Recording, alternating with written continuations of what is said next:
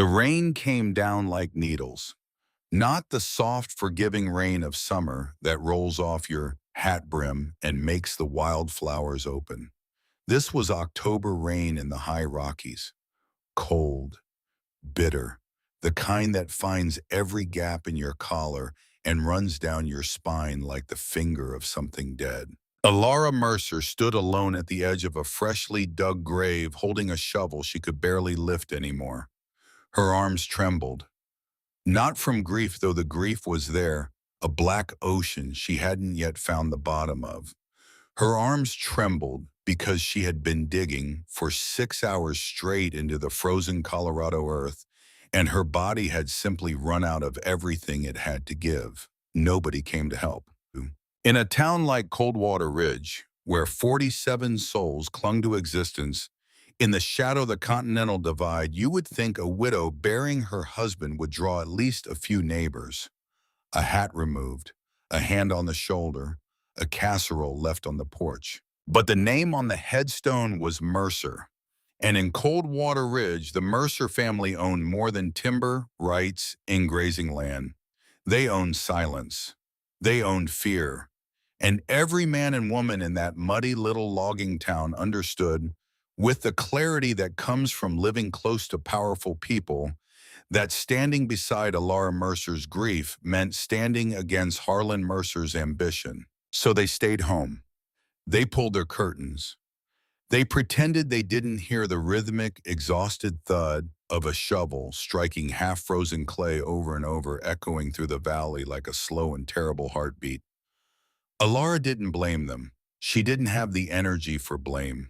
She barely had the energy to stand. The grave was finished, not neat, not squared off the way a proper gravedigger would have done it, but deep enough to keep the coyotes from digging him up when the ground softened in spring.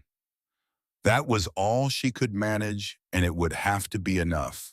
She looked down at the plain pine coffin resting at the bottom of the hole. She had built it herself, too, 3 days ago in the small wood shop behind their cabin. She had used the good boards, the ones Colton had set aside for a bookshelf he was going to build her for Christmas. He had been so proud of those boards. Sugar pine, straight-grained, sanded, smooth as glass.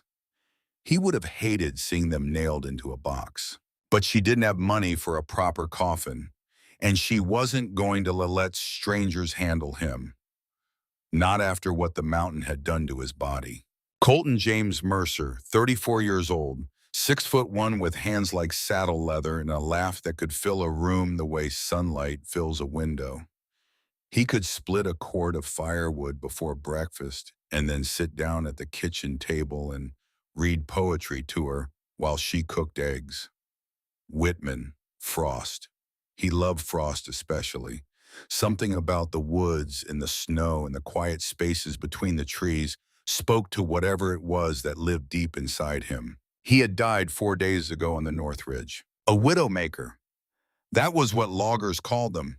The dead branches that hung suspended in the canopy, invisible killers waiting for the vibration of an axe blow to shake them loose. Colton had been felling a massive ponderosa pine working alone because his brother Harlan had pulled the rest of the crew to a different section that morning. No partner, no spotter, no one to shout a warning when 60 pounds of dead Douglas fir detached from the canopy 80 feet above his head and came down like a javelin from God. They told Alara it was instant. The foreman, a quiet Norwegian named Ekberg, had come to the cabin with his hat in his hands and mud on his boots and said that Colton wouldn't have felt a thing.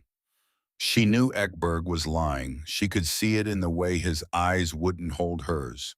But she thanked him for the lie because it was the kindest thing anyone had offered her in 4 days. And she folded it up and put it away in the place where she kept all the things that were too heavy to carry, but too important to set down. Now she stood at the grave, the rain pooling in the brim of her wool hat, and she tried to pray. The words wouldn't come. Not because she had lost her faith. She hadn't, not yet. The faith would go later, somewhere around the second week of January, when the cold got so deep inside her bones that she forgot what warmth felt like. But right now, standing over the raw earth, she simply couldn't find the words because the hole inside her chest was bigger than any language she knew, bigger than English, bigger than prayer. A void so complete that sound itself seemed to fall into it and disappear. She picked up the shovel and began to fill the grave. Each shovelful of wet clay landing on the pine lid made a sound she knew she would hear in her nightmares for the rest of her life. A hollow, final, terrible drum beat. The rhythm of ending. The rhythm of a door closing that would never ever open again. When it was done, she pressed her palm flat against the mound of dark earth. The cold seeped through her skin and into her bones, and for a moment, just a moment, she imagined she could feel the warmth of his hand pressing back. "I'll be all right, Colton," she whispered. "I don't know how yet, but I will." She didn't know, standing there in the rain with dirt under her fingernails and grief sitting on her chest like a stone, that she was making a promise the mountains themselves would try to break. She had 46 hours of peace before they came for the house. 46 hours of moving through rooms that still smelled like him. Cedar shavings and coffee, and the faint tang of pine resin that never quite washed out of his shirts. She didn't eat. She couldn't. She drank water from the kitchen pump and sat in his chair by the wood stove and held his red flannel shirt against her face and breathed him in and tried to understand how a person could be so completely present in every object, every surface, every shadow of a house, and yet be so absolutely irrevocably gone. She was 32 years old, an orphan from Zanesville, Ohio. Her parents were both dead, her father first broken down by decades of factory labor that poisoned his breathing, and her mother 2 winters after that from grief as much as anything. They left Alara with nothing but a seventh-grade education and a stubbornness that the women of Zanesville spoke of with a mix of admiration and concern. She had come west on a Greyhound bus in 1947, chasing a job advertisement for a waitress position at a diner in Grand Junction. She got the job. She worked doubles for 3 years, saving every dime, learning to live on coffee and leftover pie, and the stubborn belief that somewhere ahead of her was a life that didn't smell like fryer grease and exhaustion. She met Colton Mercer on a Tuesday in March of 1949. He had walked into the diner with sawdust in his hair and a bruise on his jaw from a bar fight he swore he didn't start. He ordered coffee black and a slice of whatever pie was freshest, and when she brought it to him, he looked up at her with gray eyes that held something she recognized immediately: loneliness. The deep, aching, bone-level kind that comes from being surrounded by people and understood by none of them. They talked for 4 hours. The diner closed around them. The cook locked up and left them sitting in the booth by the window, and Colton told her about the mountains and the timber and the way the light hit the peaks at dawn. And she told him about Ohio and the factories and the dust, and by the time the sun came up, they both knew something fundamental had shifted in the architecture of their lives. They married 3 months later. A courthouse wedding in Montrose. No family on either side.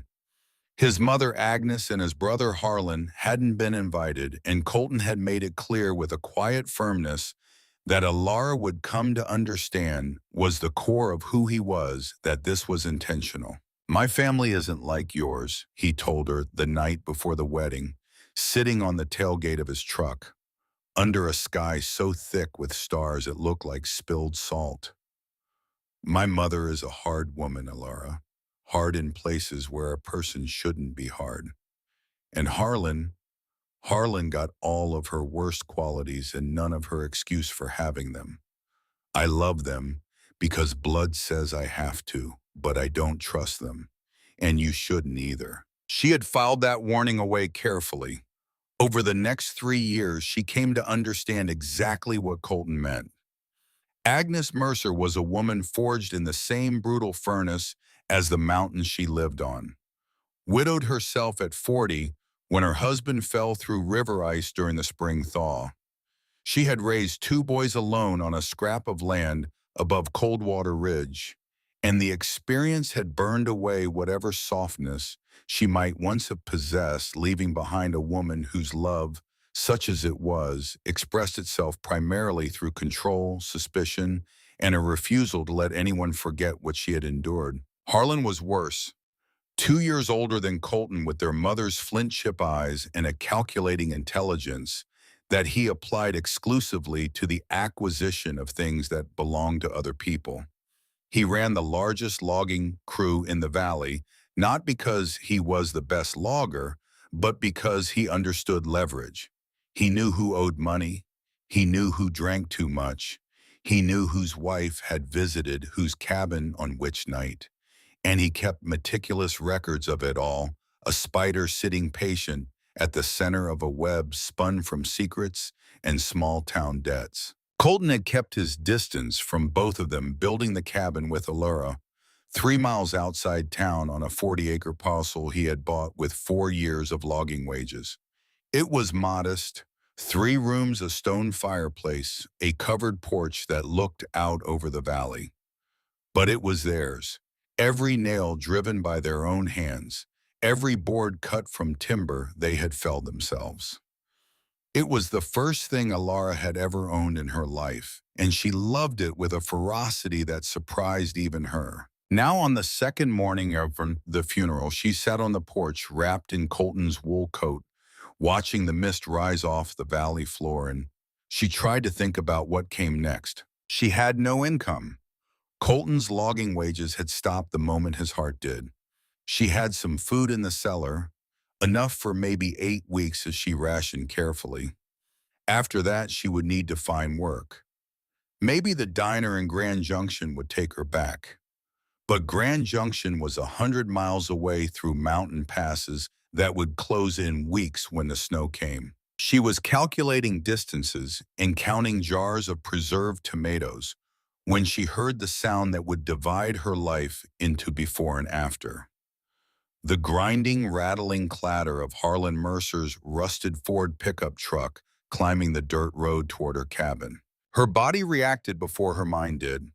A cold tightness seized the base of her throat, the same instinctive constriction a deer feels when it catches the scent of a mountain lion on the wind. She stood up from the parched chair, Colton's coat pulling heavy across her thin shoulders, and watched the truck emerge from the tree line and rattle up the driveway, trailing a plume of brown dust. Harlan was driving. Agnes sat in the passenger seat, her back rigid, her face set in an expression of grim purpose. There was a third person in the truck bed, Sheriff Dale Perkins, sitting on an overturned crate with his hat pulled low, a man who looked like he would rather be anywhere else on earth, but who lacked the backbone to refuse whatever Harlan had asked of him. Alara's stomach dropped. She didn't yet know why they were here, but every instinct she possessed, every hard-won lesson from a life spent navigating the cruelties of indifferent people, told her that what was coming through her front gate was not a condolence visit. Harlan shut off the engine and stepped out. He didn't remove his hat. He didn't offer a word of sympathy. He looked at the cabin the way a man looks at a horse he's about to buy at auction, assessing its value with eyes that had no room in them for sentiment. Agnes descended from the passenger side with the careful, deliberate movements of a woman who was accustomed to being watched and who understood that every gesture was a performance. She was 61 years old, thin as a fence rail, with white hair pulled back so tight it looked painful. Her hands were folded in front of her, and she wore a black dress that Alara recognized as the same one Agnes had worn to Colton's funeral. The same dress, but the face above it had changed. At the funeral, Agnes had managed a thin performance of maternal grief. Now there was no performance at all. There was only purpose. "Morning, Alara," Harlan said, climbing the porch steps. He was a big man, broader than Colton, but lacking his younger brother's easy grace. Where Colton moved through the world like water, Harlan moved like a blunt instrument, and he wore his size the way some men wear a badge, as a reminder that force was always an option. We need to talk about the property. The property, Alara repeated.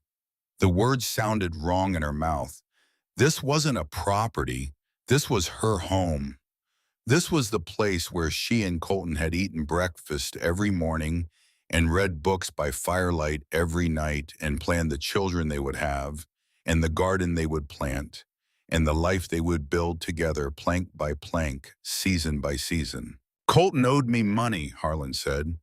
He reached into the inside pocket of his canvas jacket and produced a piece of paper yellowed and creased and handed it to her. Alara took it. Her hands were steady. She had learned a long time ago in the kitchens of the Zanesville foster homes that showing fear to a bully was the same as handing them a loaded weapon. The paper was a promissory note. It stated that Colton James Mercer owed Harlan David Mercer the sum of $3,000 accrued through gambling debts in Denver. As collateral, the note stated Colton had signed over the deed to the 40-acre property and the structures thereon. The date on the note was 2 months prior, August 1952. At the bottom was a signature, Colton J. Mercer. Alara stared at the signature for a long time. She knew Colton's handwriting the way she knew the sound of his voice. She had read his letters during the months before their wedding letters, written in a careful, slightly left-leaning script that he was self-conscious about because he was left-handed, and the nuns at his childhood school had tried to beat the left out of him. His T's crossed low. His M's had rounded peaks, almost gentle like soft hills. The signature on this paper crossed its T, high and sharp. The M was angular and aggressive. It was a forgery, a competent one good enough to fool someone who didn't know Colton's hand. But Alara knew. She knew the way she knew north from south, bone deep and unshakable. Colton didn't gamble, she said, her voice flat and controlled. He never went to Denver this year, not once. This signature is a forgery, Harlan, and you know it. Something flickered behind Harlan's eyes. Not guilt. Harlan Mercer did not experience guilt the way most people did, as an internal signal that behavior had crossed a moral line. What flickered was irritation, the annoyance of a man who had expected this to be easier. Sheriff Perkins, don't think so, Harlan said, nodding toward the truck where Perkins sat in the bed, studying his own boots with intense concentration. He's reviewed the document and filed the transfer of deed this morning at the county office, legal and binding. Sheriff Perkins is a drunk and a cheat, and he plays poker at your table every Thursday night, Alara said. The words came out before she could stop them, propelled by a fury so hot and sudden it startled even her. Everyone in this valley knows it. Harlan's face hardened. The vague pretense of civility dropped away like a mask falling to the floor, and what was underneath was the real Harlan, the one Colton had warned her about. Cold, calculating, utterly indifferent to the suffering of anyone who stood between him and what he wanted. You have 1 hour, he said. Pack what you brought into this marriage and get off my land, or I'll have Perkins drag you off it by your hair. The casual cruelty of the image hit Alara like cold water. Not the threat itself, but the ease of it, the way he delivered it, the way a man might mention having a stray cat removed from his barn. As if she were not a person, but an inconvenience. Agnes stepped forward, then climbing the porch steps with that careful, deliberate stride. She stopped directly in front of Alara, close enough that Alara could smell the camphor and cold cream that always clung to the old woman like a second skin. Let me make this simple for you, Agnes said, her voice dropping to a whisper that was somehow more menacing than Harlan's blunt threats. I never accepted you as my son's wife. You are an orphan, a waitress, a nobody from nowhere. You walked into this family with nothing, and you will walk out of it with nothing. 1 hour.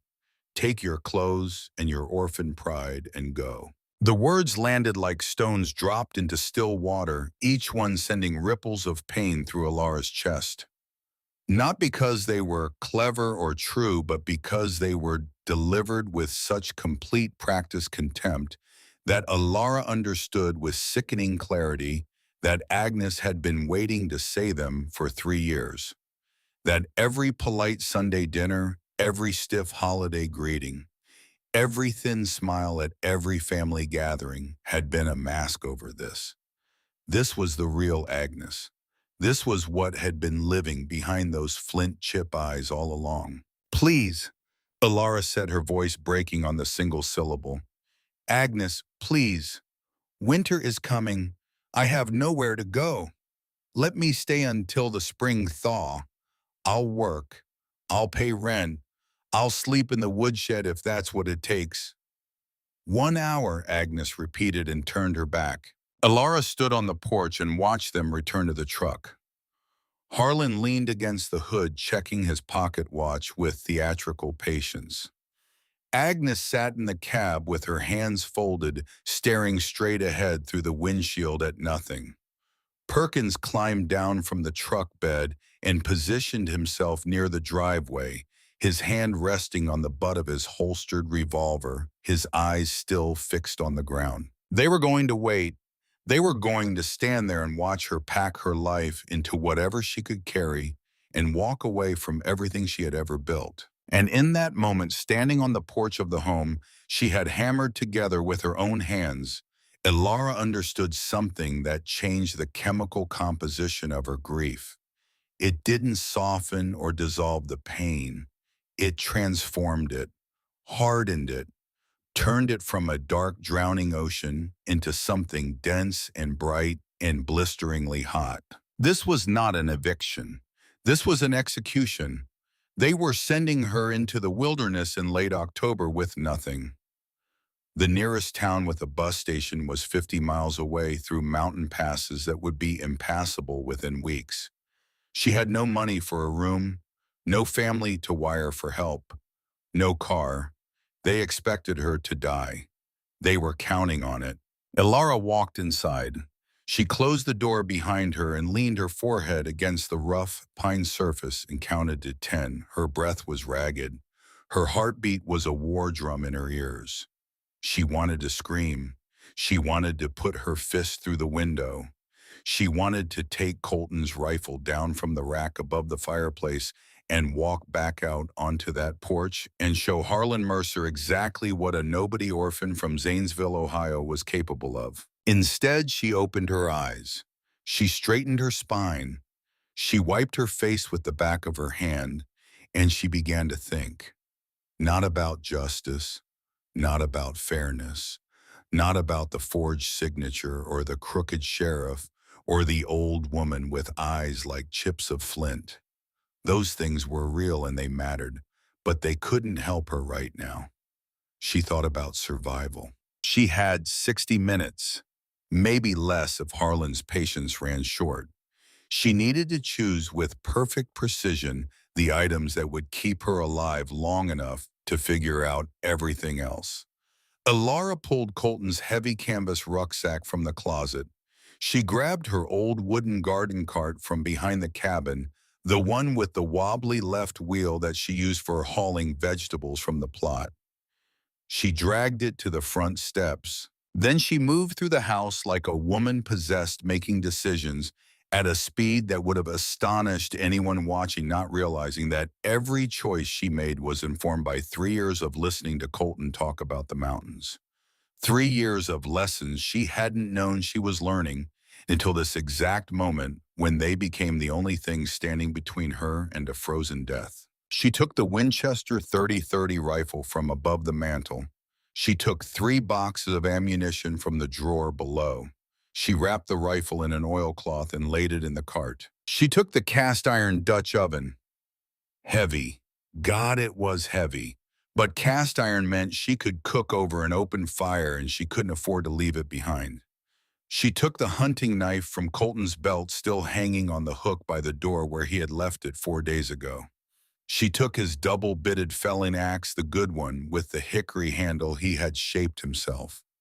She took the cross-cut saw. 2 wool blankets from the bed, the heaviest ones. She pressed her face into them for just a second and breathed in the scent of him that still clung to the fiber cedar and pine resin, and the faint warm smell of his skin, and then she folded them tight and strapped them to the top of the rucksack. Her thickest winter coat. A pair of Colton's leather work boots, 2 sizes too big, but she could stuff them with rags to make them fit. Wool socks, long underwear, everything warm, nothing pretty. From the pantry she moved fast. A 50-pound sack of flour, a tin of salt, a jar of matches, 3 pounds of dried beans. She wanted to take more. The shelves were lined with preserved tomatoes and pickled beets and jars of apple butter. She had put up in September rows and rows of glass jars glowing like jewels in the dim pantry light, each one representing hours of work, an entire summer of labor stored up against the winter ahead. She couldn't carry them all. The weight would be impossible on the mountain trail. She grabbed 4 jars of preserved tomatoes and wedged them between the blankets. In the final minutes, as she made one last pass through the house, her eyes fell on a small, leather-bound notebook sitting on Colton's nightstand. His field journal. She had seen him write in it at night, sometimes sitting by the lamp, his pencil moving in small, careful strokes. She had never read it. It was his private space, and she respected it. Now she grabbed it and shoved it inside her coat against her chest where her body heat would keep it dry. She didn't take the wedding quilt. She didn't take the good china. She didn't take the framed photograph of them on their wedding day standing outside the Montrose courthouse, squinting into the June sun with the awkward, radiant joy of 2 people who could not quite believe their luck. She would think about that photograph later, in the darkest hours, in the deepest cold. She would close her eyes and reconstruct it from memory pixel by pixel the way a prisoner reconstructs the layout of his childhood home. But right now it was glass and paper and sentiment weighed too much for the road ahead. She walked out the front door, pulling the cart behind her, the rucksack biting into her thin shoulders. The axle squealed. The wobbly wheel caught on the porch step, and she had to jerk it free, and the motion sent a jar of tomatoes tumbling off the cart and shattering on the ground. Red pulp and glass spread across the boards like a wound. She didn't stop to clean it up. Harlan stood at the bottom of the steps, his hand resting casually on the grip of his holstered revolver. He watched her descend with the expression of a man watching a stray dog wander off after being chased from a yard. "Don't let me catch you on the lower valley trails," he said as she passed. His voice carried a warning that was also a promise. "Wolves are hungry this year." Alara didn't look at him. She couldn't afford to.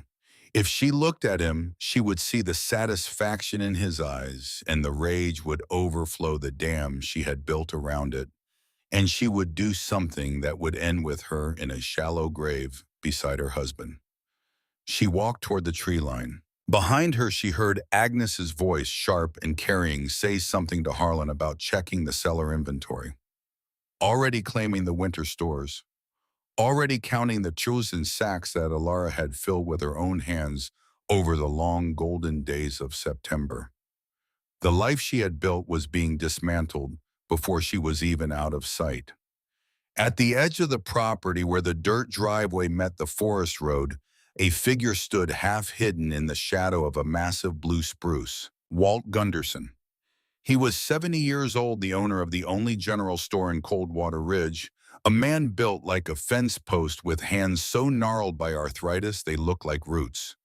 He had known the Mercer family for 40 years. He had bounced Colton on his knee when the boy was small enough to fit in one arm. He had sold Alara her first bag of flour the week she arrived in town. He stood there in the shadow of the spruce and watched her approach with the cart, and on his weathered face was an expression that Alara would remember for the rest of her life. It was shame. Deep, corrosive, soul-eating shame. The shame of a man who knew exactly what was happening and understood that he lacked the power to stop it. Harlan Mercer held a note on Walt's store, $300 enough to foreclose if Harlan chose to call it in.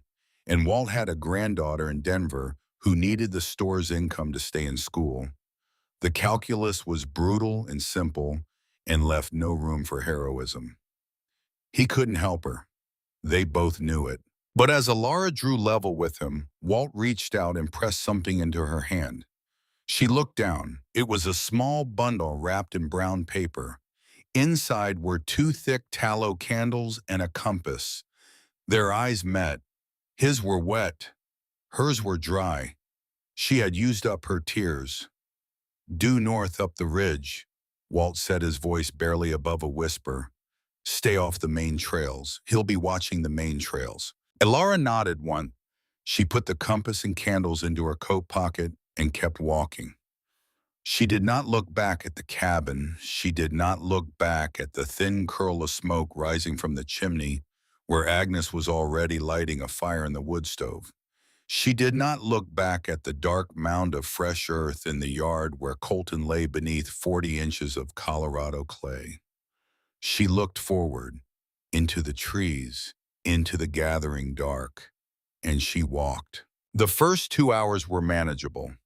The forest road, such as it was, followed the valley floor northward, winding through stands of ponderosa pine and blue spruce, the cart wheels crunching over a carpet of fallen needles. The air was cold but not yet cruel. The sky held the last gray light of an October afternoon, enough to see the path, enough to avoid the worst of the roots and stones. But when the road ended and the mountain began, everything changed. The trail up Blackwood Ridge was not a trail in any civilized sense of the word. It was a series of game paths, elk routes, and geological accidents that climbed 1,700 feet over 3 miles of increasingly savage terrain. Loose shale, exposed roots, sections where the path narrowed to less than 2 feet with a sheer drop on one side and a wall of granite on the other, and she was pulling a loaded cart. The wobbly wheel jammed within the first 100 yards. A rock the size of a fist wedged between the axle and the wheel rim, and Alara had to set down the rucksack crouch in the gathering darkness and pry it free with numb fingers, while the sweat on her back turned to ice. She made it another 50 yards before the right wheel dropped into a rut so deep the entire cart tilted and nearly dumped its contents down the mountainside. She caught the handle with both hands, her boots sliding on the loose shale, her shoulders screaming, and for one terrible, vertiginous second, she felt the full weight of the cart pulling her toward the edge, toward the black void below. She held on. She hauled the cart back. She stood there, gasping her breath, coming in white plumes, and she said a word that would have gotten her mouth washed out with soap in the Zanesville foster homes. Then she kept going. The darkness came fast. In the high Rockies in late October, the sun doesn't set so much as it dropped, plunging behind the western peaks like a stone into water. And the twilight that follows is brief and grudging.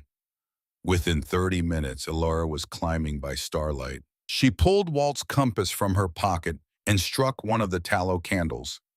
The flame guttered in the mountain wind, throwing wild shadows across the rocks, and she cupped it with her free hand and held it close to the compass face.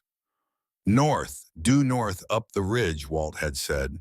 She adjusted her heading and pressed on. The sounds of the mountain at night closed in around her like a fist. The creak of wind through the pines, the distant lonesome cry of a coyote answered by another, and then another, the voices bouncing off the cliff faces until it sounded like the entire mountain was howling.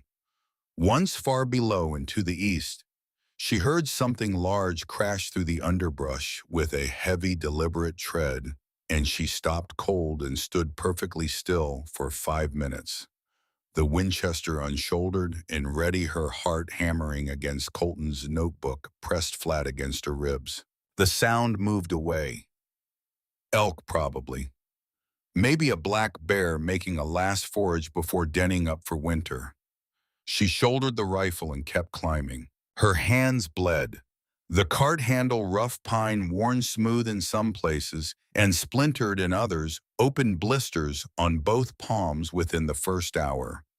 By the second hour, the blisters had burst, and the raw skin beneath was weeping and stinging, and she wrapped her hands in strips torn from the hem of her petticoat and kept pulling because stopping meant dying, and she was not going to die. Not tonight, not for Harlan, not for Agnes, not for this mountain. It was approaching midnight when she recognized the rock formation, a massive outcropping of pale limestone jutting from the ridge like the prow of a ship, its surface scarred with horizontal striations that looked in the starlight like the ribs of some enormous prehistoric beast.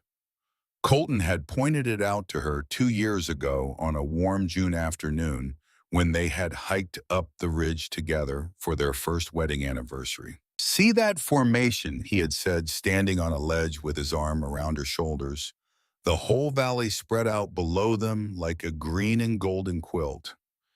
The old-timers call it the Devil's Throat. There's a cave behind it. Limestone. Dry inside, even in the rain. The entrance is tight, but once you get through, it opens up into a chamber big enough to park a truck in. "Why would I ever need to know that?" Alara had asked, laughing. Colton hadn't laughed. He had looked at her with an expression she couldn't quite read, something between tenderness and a strange private sadness.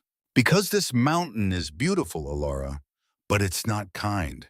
And if everything ever went sideways, if things ever got so bad you had nowhere else to turn, you could come here. There's a natural chimney, a fissure in the dome that goes all the way to the surface. You could build a fire in there, and the smoke would draft out clean. You could survive a winter in that cave if you had to." "You sound like you're speaking from experience," she had said, still half laughing. He had kissed her forehead and changed the subject. Now, in the frozen dark of the worst night of her life, she understood why he had shown her. Not as a curiosity, not as a hiking anecdote, as a contingency, as a last resort. Colton had known his family. The entrance was exactly as he had described it. A narrow vertical fissure in the limestone barely 2 feet wide, hidden behind a curtain of dead juniper branches. If you didn't know it was there, you would walk right past it. Even in daylight, it looked like nothing more than a crack in the rock. Alara left the cart outside. She couldn't fit it through the opening. She would have to make multiple trips, carrying the supplies through the fissure by hand. But first, she needed to see inside. She struck her second candle. The flame was pitifully small against the absolute darkness of the cave mouth. She turned sideways and squeezed through the fissure, the rough limestone scraping against her coat, her rucksack catching on the rock above. The air changed immediately. Outside, it was sharp metallic, alive with wind and the scent of pine and frost. Inside, it was still, dead still. The silence was so complete that she could hear the blood moving through her own ears, a soft rhythmic whisper. And then she heard it, the sound that told her she would live. Drip, drip, drip. Water, a small underground spring somewhere in the back of the cavern, seeping through the limestone and collecting in a natural basin. Fresh water, clean water. Water that wouldn't freeze solid because the cave's ambient temperature, while cold, hovered just above freezing year-round, insulated by the mass of the mountain itself. She held the candle high and moved deeper. The fissure opened into a chamber that made her breath catch. It was enormous. The ceiling arched up 30 feet or more, a natural cathedral dome of pale water-carved limestone. The walls were smooth and dry, and the floor was hard-packed earth and stone level enough to walk on comfortably. And there, high in the dome, exactly where Colton had described it, was the chimney. A narrow vertical crack in the stone no wider than a man's arm running all the way up through the rock to the surface. She could see it because a faint, almost imperceptible draft of cold air was flowing down through it, carrying with it the scent of pine needles and snow. She could build a fire here. The smoke would rise through the chimney and disperse into the atmosphere above the ridge. From below, it would be nearly invisible, especially in winter when the gray sky and the perpetual mist off the peaks would swallow any wisp of smoke before it traveled 100 feet. She had found her fortress, but as she swept the candle's light across the far wall of the chamber, something stopped her. There, carved into the limestone at chest height, were two letters and a number. CM 1949. Colton Mercer, 1949. 3 years before she met him. Alara stared at the inscription, the candle trembling in her hand, and the cave seemed to contract around her, the shadows pressing closer. Below the carving, on a natural stone ledge, were the remnants of a previous occupation. A rusted tin bucket with a hole in the bottom. Two empty cans of pork and beans, their labels long faded. A moth-eaten wool blanket folded into a square, and wedged into a crack in the wall, a pencil stub worn down to 3 inches. Colton had lived here. Before her, before the cabin, before the marriage, before everything. He had lived alone in this cave on this mountain in 1949, and he had never told her why. She sank down onto the stone floor and pressed her back against the cold wall beneath his initials. The candle flickered between her cupped hands. The underground spring dripped its steady, ancient rhythm in the darkness. She didn't cry. She was beyond tears. She was in a place past grief and past fear and past exhaustion, a place where the body keeps moving and the mind keeps working, not because of hope or determination, but because the alternative is simply unacceptable. She opened the leather notebook she had pressed against her chest. In the guttering candlelight, she read the first page in Colton's careful, left-leaning script. August 1949. First night in the cave. Cannot go back to town. Cannot face what I've become. The mountain doesn't judge. The mountain doesn't ask questions. The mountain just is. She closed the notebook. She would read more later. There would be time. There would be long, dark nights with nothing but firelight and stone walls and the slow, relentless passage of winter. And she would read every page. She would come to know the Colton who existed before her, the Colton who had retreated to this cave in 1949 for reasons she didn't yet understand, and that knowledge would become its own kind of fuel, its own kind of fire. But right now she had work to do. She stood up. She walked back through the fissure to the cart waiting outside in the starlight. She picked up the 50-pound sack of flour and carried it inside. Then the ammunition. Then the Dutch oven. Then the axe, the saw, the knife, the blankets, the coat, the boots, the beans, the salt, the matches, the drawers of tomatoes. Trip after trip, her arms shook. Her hands bled through the petticoat wrappings. The fissure scraped skin from her shoulders and hips every time she squeezed through. By the time she had emptied the cart, the stars were beginning to fade in the east, and the first gray light of dawn was seeping over the ridgeline. She pulled the empty cart into a dense thicket of juniper 50 yards from the cave entrance and covered it with dead branches. Then she gathered armfuls of pine boughs and arranged them across the fissure, concealing it from casual view. She went inside. She built a fire. Not a large one, not yet. She didn't have enough wood for a large fire, and she didn't want the smoke to be visible in the dawn light. A small fire, enough to take the edge off the killing cold, enough to boil water from the spring and make a cup of bitter pine needle tea. She sat beside the fire wrapped in both wool blankets. Colton's notebook pressed against her ribs, and she watched the flames and she listened to the silence. and she felt for the first time in 4 days something that was not grief or rage or fear. She felt the cave around her. She felt the mountain above her. She felt the weight and the age and the indifferent, ancient power of stone that had been here for 1 million years before her and would be here for 1 million years after. And she felt small, terribly, wonderfully small, small enough that her suffering, as enormous as it seemed to her, was nothing to this mountain. A flicker, a passing shadow. The mountain didn't care about Harlan's greed or Agnes's cruelty or the forged signature or the crooked sheriff. The mountain didn't care about her grief or her fury or her desperate, stubborn refusal to die. The mountain simply was. And if she wanted to survive on it, she would have to become something equally simple, something stripped of everything unnecessary. Something reduced to its most essential elements, the way fire reduces wood to heat and light and ash. Alara finished her tea. She set down the cup. She stood up, and she became a machine. For 14 days, she worked with a ferocity and a focus that bordered on the inhuman. She rose before dawn when the inside of the cave was so cold that her breath hung in the air like tiny ghosts, and she worked until full dark when her body simply refused to take another step.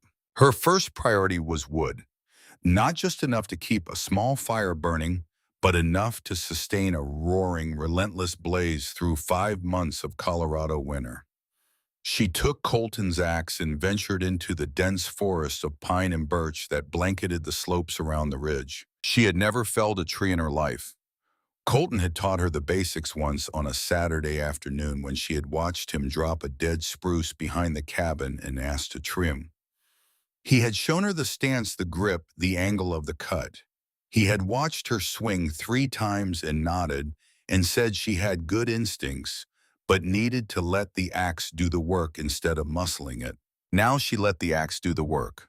She targeted standing dead timber trees killed by bark beetles or drought or lightning, their wood dry and seasoned and ready to burn.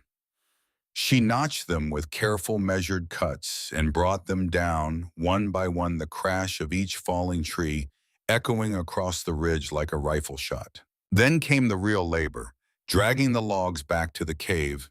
She would hook one end of a log over her shoulder, letting the other end drag behind her on the ground, and she would lean into the weight and walk. Step by agonizing step. She hauled 6 logs the first day, 8 the second.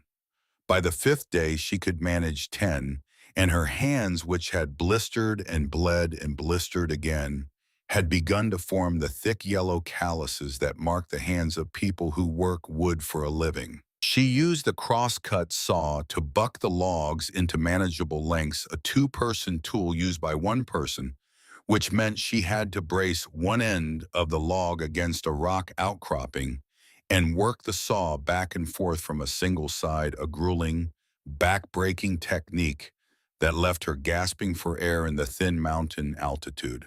But slowly, magnificently, a wall of wood began to grow inside the cave. She stacked it with the care and precision of a mason laying stone. The wall rose along the inside of the cave entrance, 6 feet high and 10 feet deep, a massive barricade of fuel that served double duty. It was her lifeline, months of heat stored in cellulose and lignin, and it was her shield blocking the worst of the wind that howled through the entrance fissure on stormy nights. By the end of the 14th day, she stood back and looked at what she had built and felt something she hadn't felt since the day she buried Colton. Pride. But wood alone couldn't save her. Her provisions were dwindling fast. She needed protein. She needed fat. She remembered watching Colton build a deadfall trap one autumn afternoon, showing her how to balance a heavy flat stone on a trigger stick so that when a rabbit or squirrel tugged at the bait, the stone dropped and crushed it. She spent 2 days carving trigger mechanisms and setting traps. 20 of them spread across the game trails that crisscrossed the slopes below the cave. The forest provided, not generously, not easily, but it provided. She caught snowshoe hares, their coats already turning white for winter. She caught marmots and mountain squirrels. She skinned them with Colton's hunting knife, crouching beside the cave spring in the flickering firelight. The first time she vomited. By the third animal, she didn't flinch anymore. She built a smoking rack inside the cave, a simple frame of green birch poles lashed together with strips of hide and positioned directly beneath the natural chimney. She used green hickory chips to produce a thick, cool smoke that cured the meat slowly. She hung the dried strips of meat high on the cave wall, out of reach of the mice and pack rats. And she foraged, frantically, obsessively racing against the calendar and the dropping temperatures. She gathered late-season pine nuts. She found wild rose hips and dried them to ward off scurvy. She dug cattail roots from the frozen margins of a creek 2 miles down the ridge, a vital source of starch. She discovered wild mountain onions and packed them into the old clay pots she found in the cave. 3 weeks, 21 days of relentless, punishing, magnificent labor. And at the end of it, Alara Mercer stood in the center of her stone fortress and took inventory. A wall of firewood 6 feet high and 10 feet thick, 50-odd strips of smoked meat, bags of pine nuts and dried rose hips and cattail flour, a spring that produced clean, inexhaustible water, a chimney that drew smoke, a rifle with 3 boxes of ammunition. She was exhausted. She was filthy. Her face, reflected in the still pool beneath the spring, was thinner than she had ever seen it, the eyes burning with a light that was equal parts determination and controlled madness. She was alive. Against every expectation, against the explicit intentions of the people who had cast her out, she was alive and sheltered and fed and warm. She allowed herself one small, private moment of triumph. She sat by the fire wrapped in Colton's blanket and opened his notebook to a random page. October 1949. 2 months in the cave now. Beginning to understand what the mountain wants from me. It wants everything, every comfort, every vanity, every soft thing I brought with me from the world below. It will take all of it. And when there is nothing left, when I am stripped down to bone and breath, then maybe I will find out what I actually am beneath all the noise. Ilara closed the notebook and held it against her chest. I'm finding out, Colton, she said quietly, to the empty cave, to the dripping spring, to the fire shadows dancing on the stone walls. I'm finding out. She didn't know, sitting there in the warm orange glow of her fire, with her wall of wood at her back and her store of hard-won food hanging above her, that in 12 days everything she had built would be destroyed. She didn't know that Harlan Mercer was already hunting her. And she didn't know that the mountain was about to test her in ways that would make the last 3 weeks feel like a warm-up. But on that night, in that moment, she was alive. And for now, that was enough. It was mid-November when Alara made her first mistake. Not a mistake of laziness or carelessness, a mistake of necessity, the kind of mistake that survival forces upon you when every choice is a gamble between one danger and another, and the only guaranteed losing move is standing still. She needed cattail roots. The smoked meat and pine nuts and dried rose hips were holding, but her body was screaming for starch. The heavy, sustained calories that fuel muscles through sustained labor. She had been burning through energy at a terrifying rate, chopping wood and hauling logs and checking trap lines in the thin, frigid mountain air, and her body was beginning to consume itself. She could feel it, the hollowing of her cheeks, the way her ribs had become individually countable beneath her fingertips when she washed at the spring. The tremor in her hands that appeared in the late afternoon and didn't stop until she ate. She needed cattail roots, and the only cattails she knew of grew along the margins of a small, frozen creek 2 miles down the eastern slope of the ridge. 2 miles down, 2 miles back. 4 hours a round trip minimum through exposed terrain that she had been carefully avoiding since the day she arrived. She left at dawn carrying an empty basket and the Winchester slung across her shoulder. The morning was bitter and still the kind of cold that doesn't announce itself with wind or drama but simply sits on the landscape like an invisible weight pressing the temperature down and down and down until the moisture in your nostrils freezes with every inhale and the air itself seems to have edges. She moved quickly along the ridge staying below the tree line, keeping to the dense stands of spruce where the canopy blocked sight lines from above and below. She reached the creek in just over an hour. The margins were frozen solid, but beneath the ice, the cattail roots were thick and starchy and plentiful. She used Colton's hunting knife to chop through the ice and dug the roots out with her bare hands, packing them into the basket with numb fingers working as fast as her frozen body would allow. She filled the basket. She turned for home. The climb back up took longer. It always did. Gravity was generous going down and merciless coming back, and the loaded basket added 15 pounds to the burden on her already overtaxed frame. She reached the cave entrance in the early afternoon. 4 hours almost exactly as she had estimated, and she knew immediately that something was wrong. The pine boughs she had carefully arranged across the entrance fissure to conceal it from view were gone. Not blown aside by wind, not displaced by an animal brushing past. They had been torn away, ripped down and thrown aside with a violence that spoke of hands, human hands fueled by deliberate intent. Elara dropped the basket. The cattail roots spilled across the frozen ground. She unslung the Winchester and worked the lever action, chambering around with a sound that cracked through the silence like a dry branch snapping. She approached the fissure from the side, pressing her back against the cold limestone, the rifle stock seated tight against her shoulder. She listened. Her heartbeat was a drum in her ears, but beneath it she heard nothing. No footsteps, no voices, no breathing. She edged through the fissure sideways, the rifle barrel leading, her eyes adjusting to the dimness of the cave. The fire was out, not banked, not smoldering. Dead. The coals had been scattered across the cave floor, kicked apart with the deliberate thoroughness of someone who wanted to make sure they couldn't be easily restarted. Her smoking rack was destroyed. The careful frame of green birch poles she had spent an entire day constructing and positioning beneath the chimney had been kicked over. The poles snapped the lashing cut.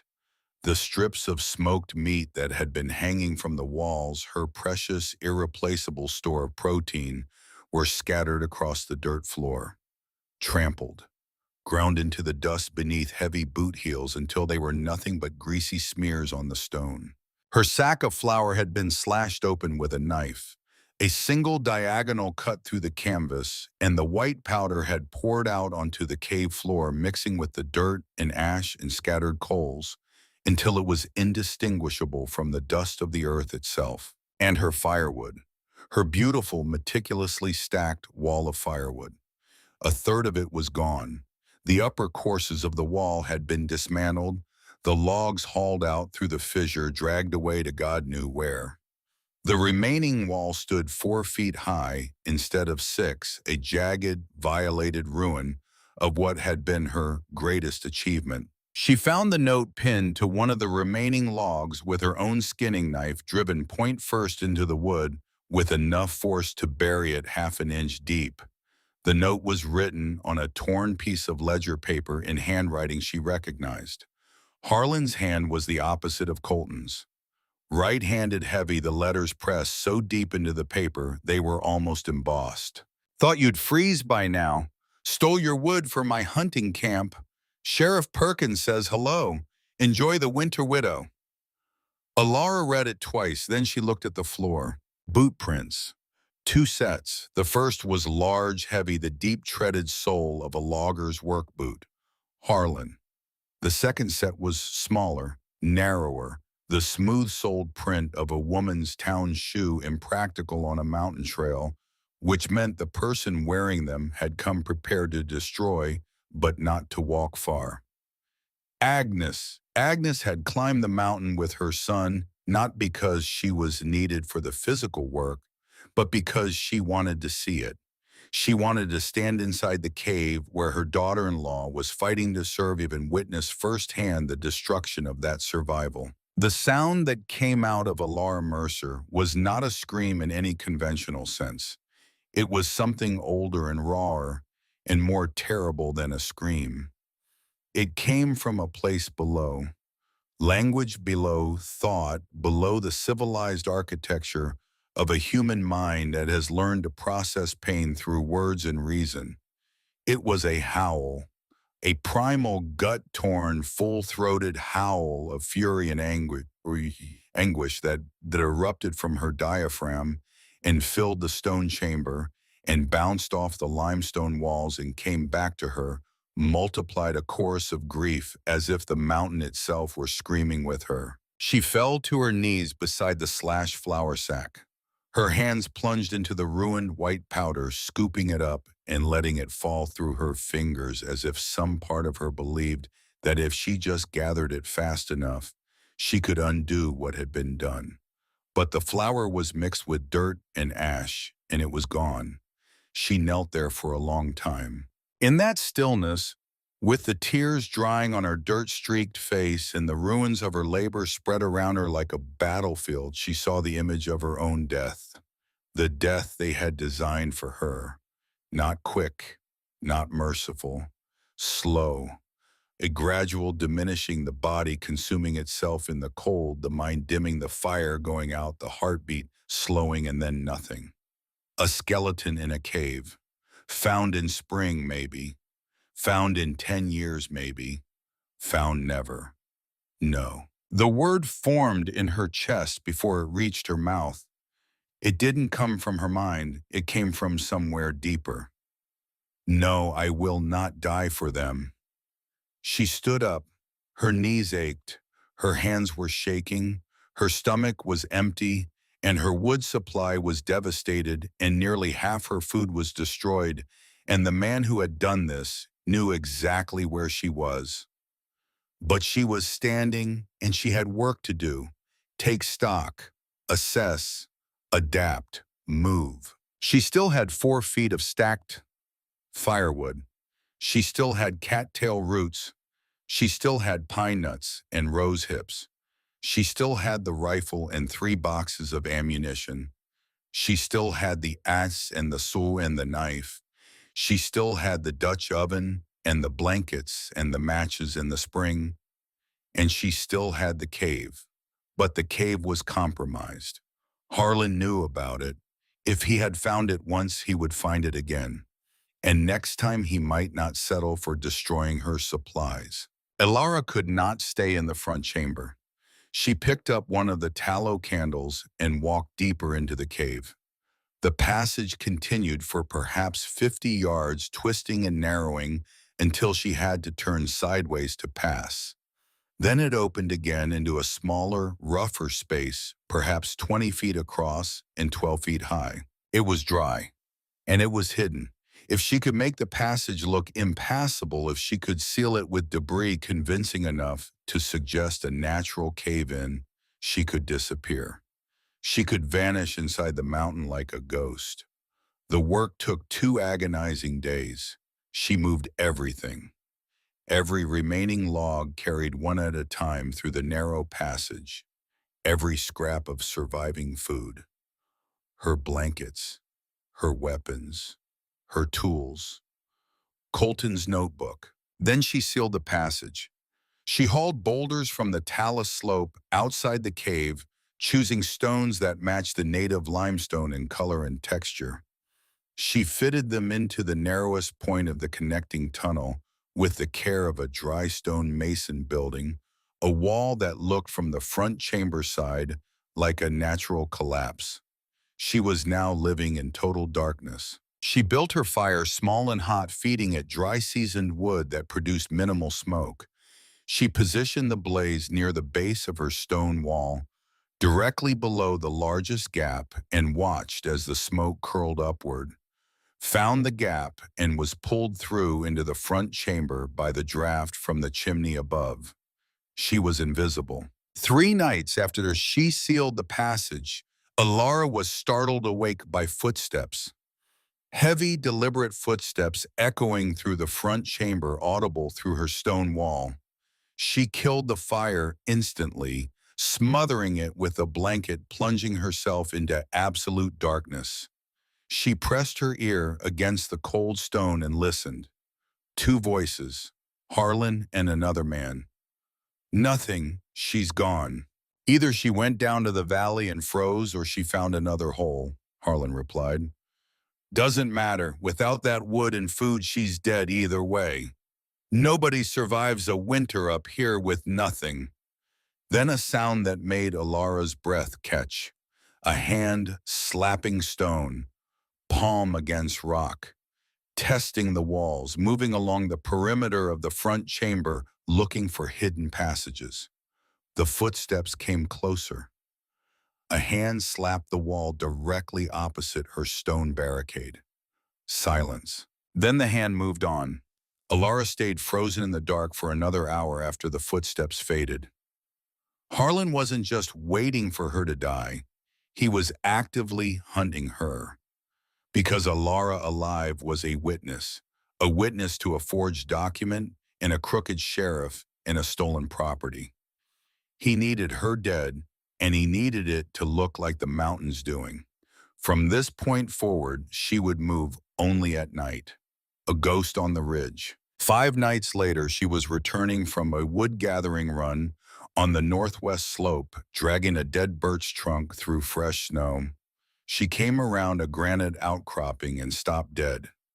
50 yards below her, in a small clearing, a lantern was burning. In that circle of gold stood Harlan Mercer, with a lever-action rifle cradled in his arms and a leashed coonhound straining at his side. She dropped flat. The birch trunk slid 3 feet before catching on a root. The dog's ears went up. It lunged against the leash and let out a single sharp bark. Harlan raised the lantern higher.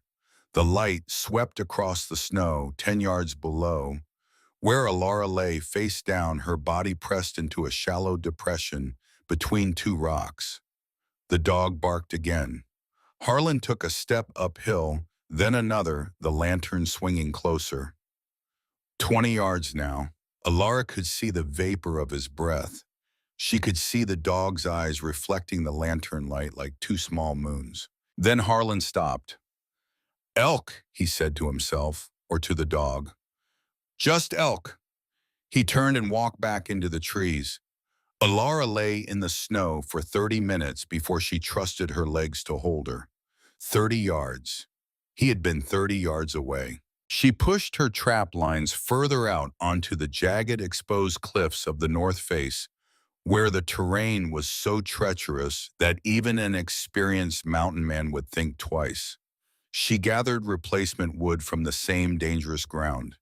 She fell once on a patch of black ice, her body swinging out over a 500-foot drop, catching herself with one hand hooked into a crack in the rock. She hung there for 10 seconds that felt like 10 years.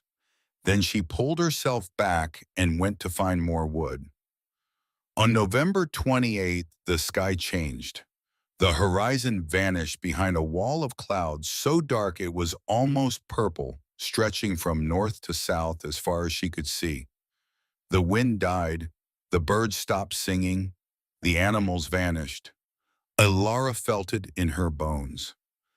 A deep ancestral dread coded into the human body by 100,000 years of watching storms approach. She ran. She sealed herself inside and built her fire up to a full roaring blaze. The Great Blizzard of 1952 hit Coldwater Ridge at approximately 9 in the evening, with the sound of the mountain being torn apart.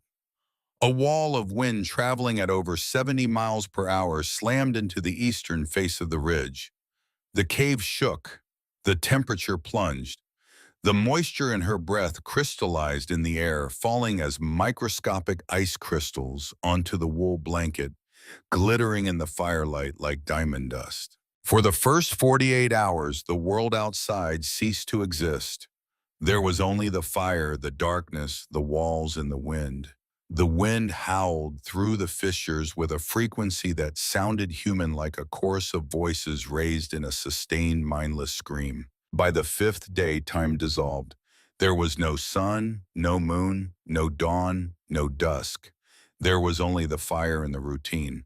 Wake, stoke the fire, melt snow, boil a handful of cattail root with a sliver of dried squirrel meat, eat, stare at the flames, sleep, repeat.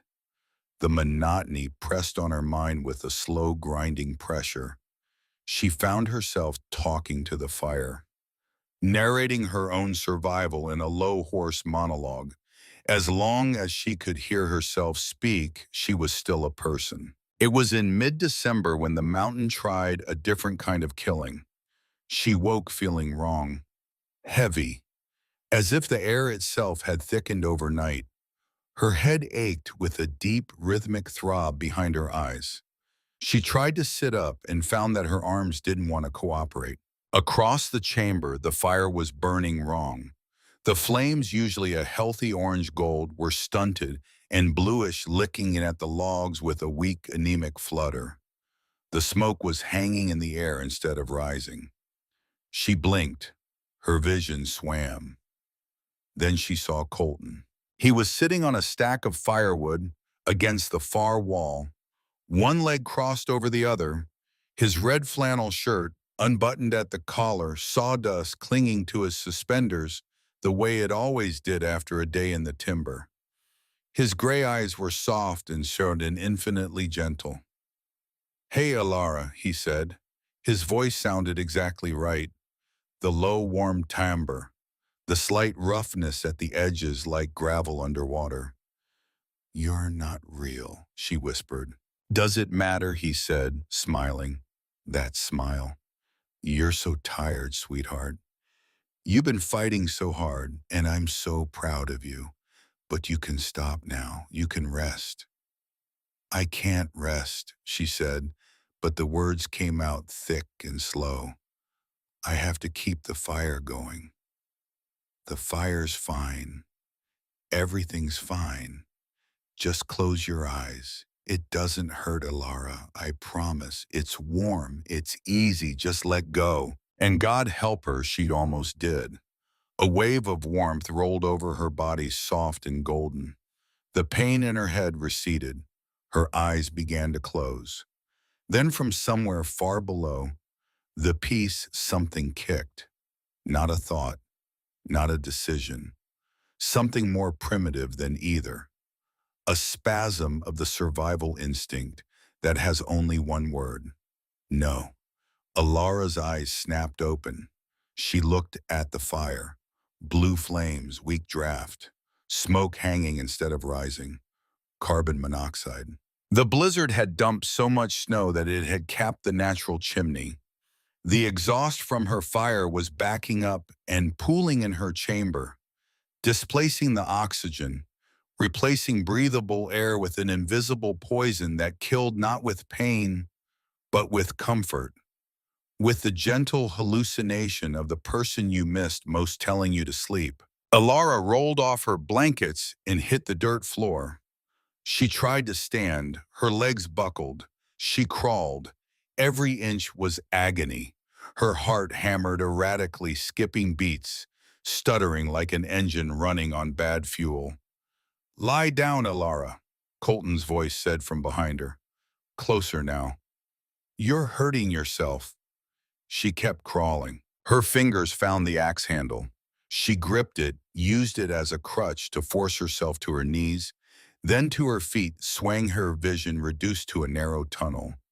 She swung the axe at the barricade wall. The iron head struck limestone, and the impact jarred through her arms. She swung again, each blow weaker than the last. "Stop," Colton whispered. He was right behind her. She could feel his breath on her neck. I am, I'm not dying in this dark, she said, and the words came out as a croak barely human. She shifted her aim to the packed earth in the gaps of the barricade.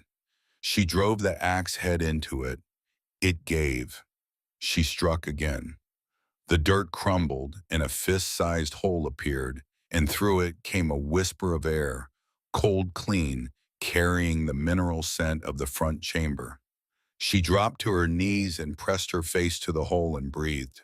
The air seared her throat and burned her lungs, and it was the most beautiful thing she had ever tasted. She widened the hole with her hands, then collapsed on the cave floor with her face in the draft, shivering violently, and breathed and breathed and breathed. The phantom of Colton faded slowly like a dream dissolving. The fire behind her guttered and died. The temperature plummeted. Working in the dark, operating purely by touch, she found her jar of matches. It took 7 agonizing attempts before a match caught and held. She fed it pine needles, then twigs, then small sticks, coaxing the flame back to life. Then she took the long birch pole, pushed it through the barricade hole, crossed the front chamber, and rammed it upward into the chimney. Compacted snow cascaded down. After 3 violent thrusts, the draft was restored. She spent the rest of January in hypervigilance. She learned to read the smoke. If it lingered, she would take the birch pole and clear the chimney. Her supplies dwindled to terrifying levels. She was surviving on pine needle tea and the occasional small game she managed to trap. In the long evenings by the fire, she read Colton's notebook. She found the entry that explained everything on a night in late January. November 1949. Harlan came to see me in town last week. Drunk. Said he owed $4,000 to men in Denver. Gambling debts. Bad men. The kind who collect with a knife. He wanted me to sign over the logging rights to our father's land.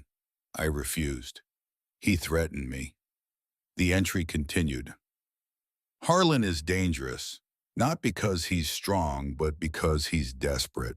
Desperate men make desperate choices, and Harlan's choices have a way of landing on other people. She understood now. The forged debt, the stolen property, the complicit sheriff.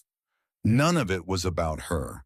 It was about Harlan's own debts, his own desperate need for money.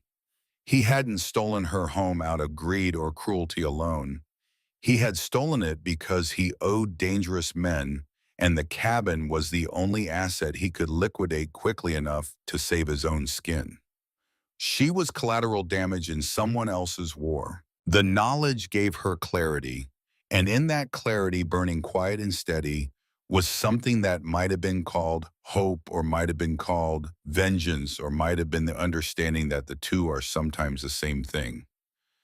The winter ground on. February came and went in a blur of cold and hunger. March arrived teasing with brief warm spells that melted the surface snow only to slam the door shut again with sudden cold snaps. But the days were getting longer. She was down to her last reserves. She knew with cold mathematical certainty that she could not survive another month in the cave. When the snow began to melt in earnest, she would have to descend, but she would not go back empty-handed. Late March came. The wind shifted. The temperature climbed. And deep inside the mountain, Laura Mercer felt the first warm draft of spring air flow through the gaps in her barricade wall and touch her face like a benediction. She closed her eyes. She breathed it in. Then she opened them and she began to dig her way out. It took her 2 days to reach the surface. Not because the distance was great. The passage from her secondary chamber through the barricade across the front chamber and out through the entrance fissure was perhaps 60 yards in total. Under normal conditions, a 3-minute walk. But conditions had not been normal for 5 months, and the woman attempting the journey bore almost no resemblance to the one who had sealed herself inside the mountain in late November. Alara Mercer weighed 97 pounds. She knew this not because she had a scale, but because she could count every rib with her fingertips because her hip bones jutted like shelf brackets beneath her skin. Because when she stood upright for the first time in weeks and tried to walk, her knees buckled, and she had to catch herself against the cave wall with hands that looked like they belonged to a woman twice her age. The flesh had been consumed. What remained was bone and tendon and sinew and will a body that had been stripped of everything non-essential by 5 months of cold and hunger and darkness. She dismantled the barricade stone by stone. Each boulder she had placed with such care and precision in November now had to be wrestled free and set aside, and the work that had taken 2 days going in took nearly as long, coming out because she had a fraction of the strength she had possessed then, and because every 10 minutes she had to stop and sit down and wait for the black spots in her vision to clear and the trembling in her arms to subside. The front chamber, when she finally broke through, was unrecognizable. Water ran freely down the walls, snowmelt seeping through every crack and fissure in the limestone. The floor was slick with mud and mineral residue. Her old fire pit was a shallow pool. Colton's initials on the far wall, CM 1949, glistened wetly in the dim light filtering through the entrance. She crossed the chamber and pressed her face to the narrow fissure that led to the outside world. The air that came through was different from the cave air in a way that made her chest ache. It smelled alive, wet earth and pine resin, and the sharp green, achingly beautiful scent of things beginning to grow after a long time underground. But between her and that air was a wall of compacted snow that filled the entrance fissure from floor to ceiling, packed solid by months of wind and freeze-thaw cycles, until it was closer to ice than snow. She chopped at it with the axe. The blade bit into the hard-packed surface and threw showers of ice crystals that stung her face and melted in her hair. She swung until her arms gave out, then she switched to the hunting knife, stabbing and gouging and scraping at the frozen barrier with a methodical, exhausted persistence that was less like digging and more like erosion. She slept twice during the excavation. Curling up on the wet floor of the front chamber, her blanket pulled over her head, too tired to crawl back to the secondary chamber, too close to the outside to retreat. The tunnel she was carving through the snow grew longer. 3 feet, 5 feet, 7. The snow changed character as she dug deeper, shifting from hard-packed ice to a softer, wetter consistency that gave way more easily under the knife. On the morning of the second day, the knife punched through the final layer and daylight flooded the tunnel. Alara dropped the knife. She pressed her face to the hole, and the light hit her eyes like a physical blow. After months in the perpetual dimness of the cave, lit only by firelight and the faint gray glow that filtered through the chimney fissure, direct sunlight was an assault. Her pupils dilated to their maximum by 5 months of darkness, contracted so violently that the pain brought tears streaming down her hollow cheeks. She squeezed her eyes shut and waited. Opened them a crack, closed them again. Open them wider, letting the light in by degrees, the way you lower yourself into water that is almost too cold to bear. The world she saw through that ragged hole in the snow was not the world she had left behind in November. The mountain had been remade. The familiar contours of the ridge, the rock outcroppings, the tree line, the game trails she had walked 100 times in the darkness, all of it was buried beneath a vast, glittering white desert. Snowdrifts rose 20 feet high in places, sculpted by the wind into fantastic shapes that bore no relation to the terrain beneath them. Trees that had been 40 feet tall in autumn now showed only their upper branches poking through the white surface like the fingers of drowning men. The sky above was a blue so intense it looked artificial, the blue of a world washed clean by 5 months of storm, and the sunlight bouncing off the snow was fierce and blinding and absolutely merciless. She widened the hole and pulled herself through, crawling out of the mountain on her hands and knees like something being born. She knelt on the snow surface and looked around. The silence was enormous. Not the silence of the cave, which was a close contained mineral silence. This was an open silence, vast and ringing, the silence of a landscape so large and so empty that sound itself seemed afraid to cross it. A red-tailed hawk circled high overhead, riding a thermal, its wings motionless, its shadow passing over the snow like a dark blessing. Alara turned and looked back at the mountain that had been her prison and her fortress and her crucible for 153 days. The entrance to the Devil's Throat was invisible from outside, buried under a snowbank so massive that the entire rock formation looked like nothing more than a smooth white hillside. No one standing on this slope would ever guess that beneath their feet was a labyrinth of stone chambers where a woman had fought the mountain to a standstill and won. She stood up. Her legs shook. She steadied herself with the axe handle and took her first step in open air since November. The snow held her weight for one step, two steps, then gave way on the third, and she plunged thigh deep into the pack. She couldn't travel like this. She retreated to the cave entrance and spent the rest of the day building snowshoes. She cut birch branches from the stunted trees that grew along the ridge, choosing the greenest, most flexible ones she could find, and bent them into rough oval frames, binding the joints with strips of rawhide.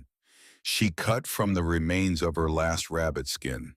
For the webbing, she used thin strips of the same rawhide woven back and forth across the frame in a crude but functional lattice. They were ugly, lopsided.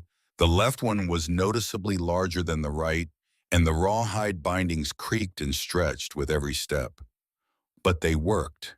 They distributed her diminished weight across a wide enough surface that the snow crust held, and she could walk without sinking. She packed her rucksack. There was almost nothing left to pack. The blankets, the rifle, the ammunition, the axe, the knife. Colton's notebook wrapped in oilcloth and pressed against her chest inside her coat. The matches, the empty Dutch oven, which she considered leaving behind, but decided to keep because it was the last piece of the home she had shared with Colton, and she was not going to let the mountain have it. She lashed the snow shoes to her boots and set out at dawn, heading south and east, descending the ridge along a route she had plotted in her mind during the long, dark weeks of February and March, when planning the descent was the only form of hope available to her. The going was slow. Even with the snowshoes, even on the crust, the terrain was savage. Drifts blocked familiar routes and forced her into detours. Exposed rock faces that she remembered as simple scrambles were now glazed with ice and required agonizing, precarious traverses. Her body, weakened by months of deprivation, protested every step. Her lungs burned in the thin air. Her legs cramped. Her vision blurred and cleared and blurred again. But she was moving downhill. Every step took her closer to the valley. Every 100 yards of descent brought a slight but perceptible increase in temperature, a thickening of the air, a richness of scent that told her she was leaving the dead zone of the upper ridge and entering the transitional belt where life, resilient and stubborn and unstoppable, was already clawing its way back from the winter. She saw the first green thing in the early afternoon. A single blade of grass poking through a thin spot in the snowpack on a south-facing slope. Just one blade. Pale green, almost translucent, trembling in a breeze so slight she couldn't feel it on her face. She stopped and stared at it for a full minute. Then she kept walking. By late afternoon, the route forced her east toward a series of switchbacks that descended through a steep, narrow valley. She recognized the terrain even under its heavy blanket of snow. This was the eastern approach to Harlan's elk hunting camp, the seasonal camp he maintained on a broad shelf of land about 4 miles from the cave. The switchbacks were the only viable descent route on this side of the ridge. She had no choice. She tightened her grip on the rifle and descended into the valley. She smelled it before she saw it. Not the camp. What had happened to the camp? The smell of raw earth and broken pine, the unmistakable scent of a landscape that has been violently rearranged by forces beyond human control. The valley below her had been erased. An avalanche, massive and catastrophic, had torn down the eastern face of the ridge at some point during the winter, scouring the slope clean of trees, boulder soil, and everything else in its path.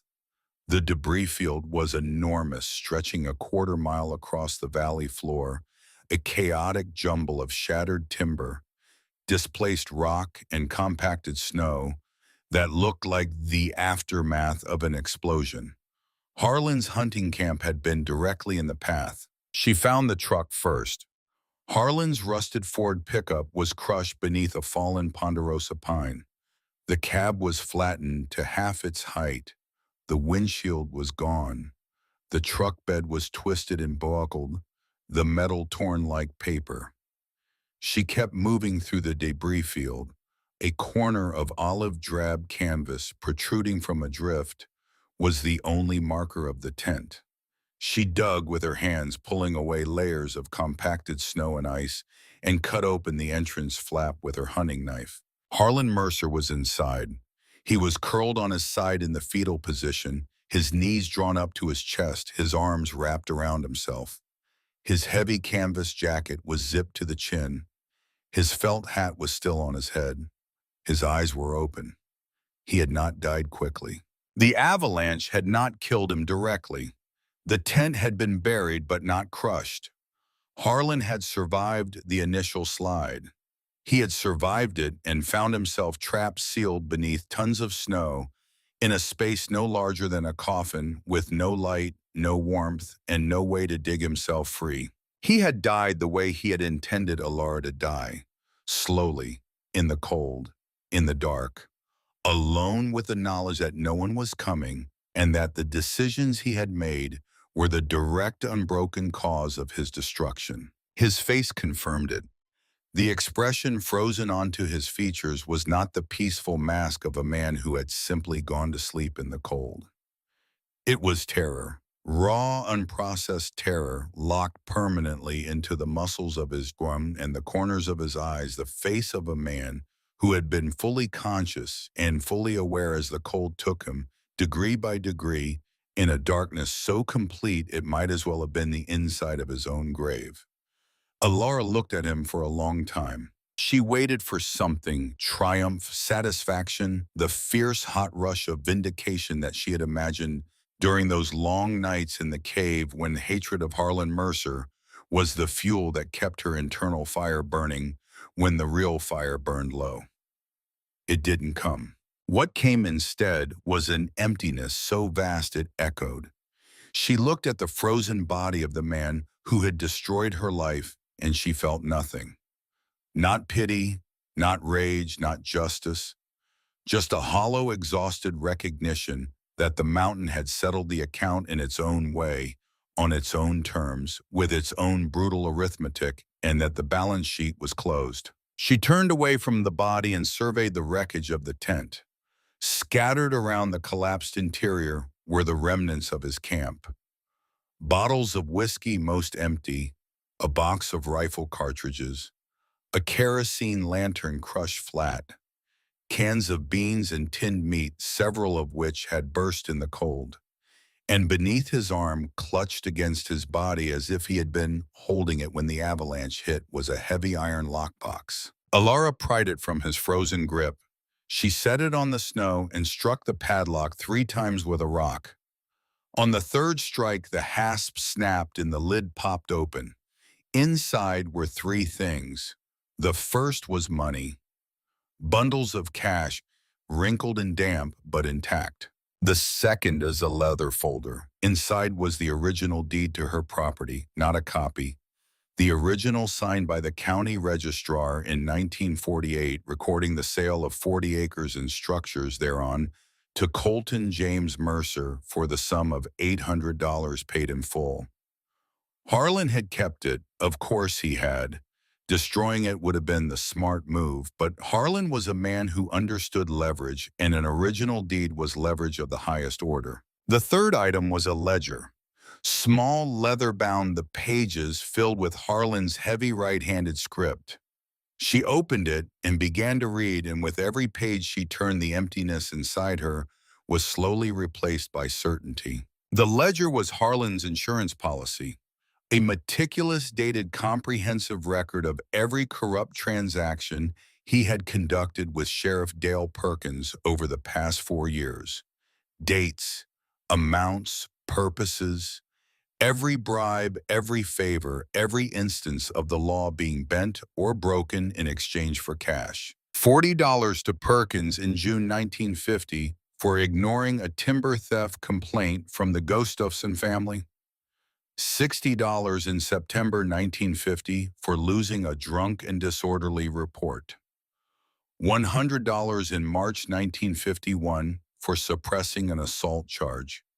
$75 in August 1952 for filing a fraudulent deed transfer, for rubber stamping a forged signature and evicting a widow from her home 4 days after her husband's funeral. There it was, in black ink in Harlan's own hand. Written not out of guilt, but out of calculation, because Harlan kept records of his crimes the same way he kept records of his debts as leverage. Mutual assured destruction. The currency of corrupt men everywhere. But Harlan was dead, and the ledger was in Alara's hands, and the destruction would not be mutual. She closed the lockbox and put it in her rucksack. She left Harlan in the tent. She didn't cover him. She didn't close his eyes. The mountain would deal with him in its own time. She walked out of the debris field and continued her descent. It took her 3 more days to reach the outskirts of Coldwater Ridge. 3 days of walking through a landscape in the early stages of transformation. Winter's armor cracking and falling away to reveal the raw, muddy, achingly vulnerable skin of spring beneath. The snow retreated up the slopes hour by hour, exposing dark earth and the first tentative green shoots of new growth. Streams that had been silent since November began to speak again, first as whispers, then as full-throated roars, as the meltwater surged down from the peaks. She ate whatever she could find: cattail shoots from the margins of a swollen creek, the inner bark of a birch tree, a single trout she caught by hand in a shallow pool, eating it raw, crouching on the bank in the mud, the cold, slippery flesh tasting like the best meal she had ever had. She slept in the open, curled beneath her blankets in the lee of rock outcroppings, too exhausted to build shelters. The nights were still cold, but she shivered through them with the stoic patience of a woman who had shivered through far worse. On the morning of the 4th day after leaving the cave, she came around a bend in the valley road and saw Coldwater Ridge spread out below her. The town looked smaller than she remembered. Smaller and shabbier and more fragile, a cluster of timber buildings and muddy streets huddled in the valley like a child's village built from scraps. Alara stopped at the edge of the tree line and looked down at the town for a long time. She was afraid. Not of Harlan, who was dead. Not of the mountain which she had conquered. She was afraid of people, of their eyes, of their questions, of the judgment and the pity and the disbelief she knew she would see in their faces. She looked down at herself. Her clothes were filthy stiff with smoke and dirt and dried blood. Colton's boots were worn through at the soles. The wool coat hung from her skeletal frame like a blanket draped over a chair. Her hands were scarred and calloused, the nails broken and black. Her hair hung in matted ropes beneath her hat. She looked like what she was, a woman who had crawled out of a hole in the earth after being left to die. She straightened her spine. She adjusted the rucksack. She shifted the rifle to a more comfortable position across her back. Then she walked down into the town. The first person to see her was a boy of about 12 carrying a bucket of water from the town pump.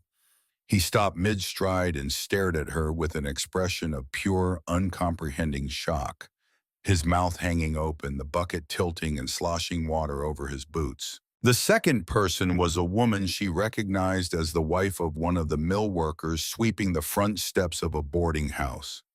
The woman looked up, squinted, looked again, and dropped the broom. "Lord in heaven," the woman whispered. Elara Mercer." Elara didn't stop.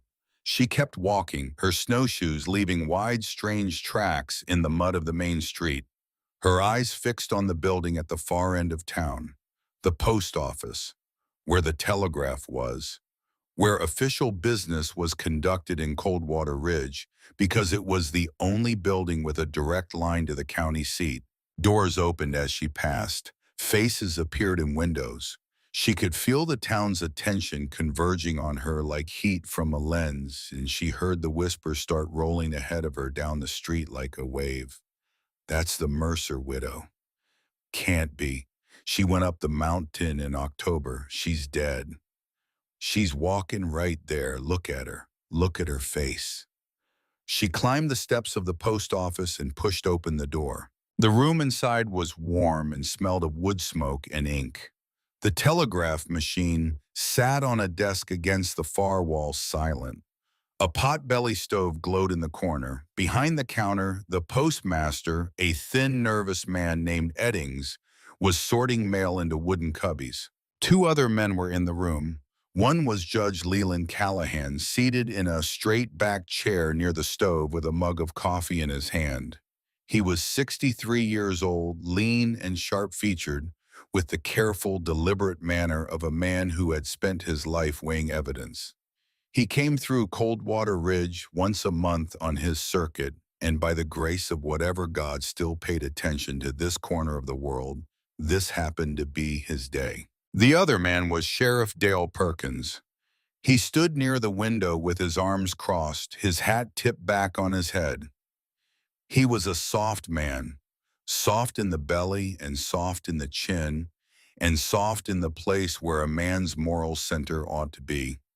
The kind of man who became a lawman not out of conviction, but because the badge offered a simulacrum of authority that compensated for the void where authority should have grown organically from character. He had been Harlan Mercer's creature for 4 years, and the purchase price was recorded in meticulous detail in the ledger pressing against Alara's spine. The conversation died the moment she stepped through the door. Eddings dropped a handful of letters. They scattered across the counter and fluttered to the floor. Judge Callahan set down his coffee mug with exaggerated care. Perkins uncrossed his arms. His right hand drifted almost imperceptibly toward the holstered revolver on his hip. Elara stood in the doorway and let them look. "They said you left," Eddings whispered. "They lied," Elara replied. Her voice surprised her. It was lower than she remembered, rougher, scraped raw by months of smoke and cold and disuse. It sounded like gravel shifting at the bottom of a dry creek bed. She walked to the counter. She unslung the rucksack, reached inside, and lifted out the iron lockbox. She placed it on the counter with a heavy, deliberate thud that echoed in the silent room. "Harlan Mercer is dead," she said. Perkins's hand stopped its drift toward his weapon. His face went the color of old candle wax. "What do you mean, dead?" Callahan asked, his voice measured. "Avalanche. On the eastern ridge near his hunting camp. He's been dead since at least December. I found his body 3 days ago while descending from the upper mountain." "You've been on the mountain," Callahan said slowly, "since October." "Since October 27th, Elara confirmed. The day Sheriff Perkins filed a fraudulent deed transfer and Harlan Mercer evicted me from my home, 4 days after my husband's funeral. I was given 1 hour to pack what I could carry. I was sent into the wilderness with no money, no transportation, and no prospect of reaching the nearest town before the passes closed. She paused, let the words settle. They intended for me to die, she said. I didn't. She opened the lockbox. She removed the leather folder and slid it across the counter to Callahan. This is the original deed to my property, 40 acres and structures purchased by my husband Colton Mercer in 1948, paid in full. This document was in Harlan's personal possession, concealed in a lockbox at his hunting camp. Callahan opened the folder and studied the deed. His reading glasses caught the firelight from the stove. Then Alara pulled out the ledger. And this is Harlan's personal record of every bribe he paid to Sheriff Perkins over the past 4 years, including $75 paid on or about August 15th of this year from the filing of a forged deed transfer and the removal of a lawful property owner from her home. She opened the ledger to the relevant page and placed it on the counter beside the deed. The room went so quiet that Alara could hear the fire ticking in the stove and the faint click of the telegraph machine's idle mechanism. Callahan picked up the ledger. He read slowly. He turned pages. His jaw tightened with each page, a muscle working in his temple. Now hold on, Perkins said, his voice cracking on the second word. That's Harlan's writing, not mine. Whatever he wrote in that book is one man's claims, and that man is dead. You can't just walk in here and... And what Dale, Callahan said quietly without looking up from the ledger. His use of the sheriff's first name was deliberate, not Sheriff, not Perkins. Dale, stripping the title, reducing the man to his name and nothing more. The door opened behind Alara. Agnes Mercer stood in the doorway. She must have heard. In a town this small, news traveled at the speed of breath. She wore a black wool coat and her white hair was pulled back in its customary severe knot. And her eyes, those flint chip eyes, swept the room and found Alara and went wide. For 1 second, perhaps two, genuine shock registered on Agnes Mercer's face. The shock of seeing a ghost. The shock of confronting proof that the universe does not always cooperate with the plans of the cruel. Then the shock hardened into something dark and cornered and dangerous. What is she doing here? Agnes said. This woman abandoned the valley in October. She has no standing in this town. Mrs. Mercer, Callahan said, his voice carrying the weight of judicial authority. Your son Harlan is dead. Mrs. Alara Mercer has returned from the mountain with evidence of criminal activity. I would advise you to sit down and remain silent. Agnes did not sit down. Evidence, she spat. Evidence from a woman who probably killed my son and fabricated whatever is in that box.